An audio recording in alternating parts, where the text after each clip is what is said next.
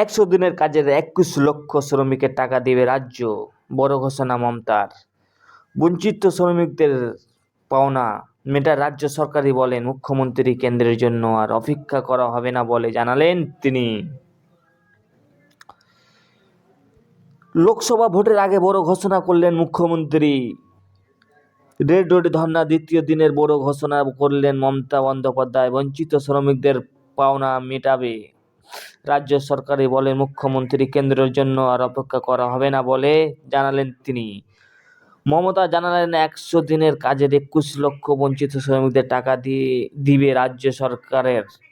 লোকসভা ভোটের আগে বড় ঘোষণা করলেন মুখ্যমন্ত্রী মমতা। জানালেন আগামী 21 ফেব্রুয়ারির মধ্যেই শ্রমিকদের অ্যাকাউন্টে তাদের প্রাপ্য টাকা পাঠিয়ে দিবে রাজ্য সরকার। মুখ্যমন্ত্রী বলেন, আন্দোলন তো চলছে, কেন্দ্রীয় সরকার ভাবছে বাংলাকে ভাতে মারব।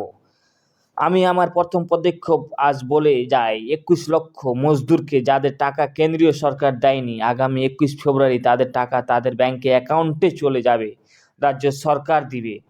প্রসঙ্গ উল্লেখ্য, গত বছর অক্টোবরের এই প্রতিশ্রুতি দিয়েছিলেন অভিষেক বন্দ্যোপাধ্যায়। দলের সর্বভারতীয় সাধারণ সম্পাদক জানান, 100 দিনের টাকা কেন্দ্রীয় সরকার না দিলে রাজ্য সরকার প্রত্যেকের অ্যাকাউন্টে পৌঁছে দিবে। তিনি বলেছিলেন, আরও 6 মাস দেখব। কেন্দ্রীয় সরকার 100 দিনের টাকা না দিলে মে মাসে রাজ্য সরকারই এই টাকা দিয়ে দিবে। আন্দোলন তো চলছে, কেন্দ্রীয় সরকার ভাবছে বাংলাকে ভাতে মারবো।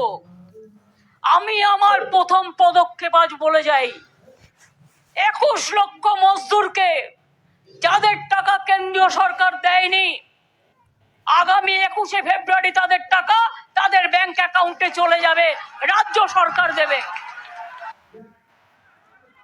আন্দোলন তো চলছে, সরকারি কর্মচারীদেরও দিয়ে দেওয়া হয় প্রতি বছর 4% করে।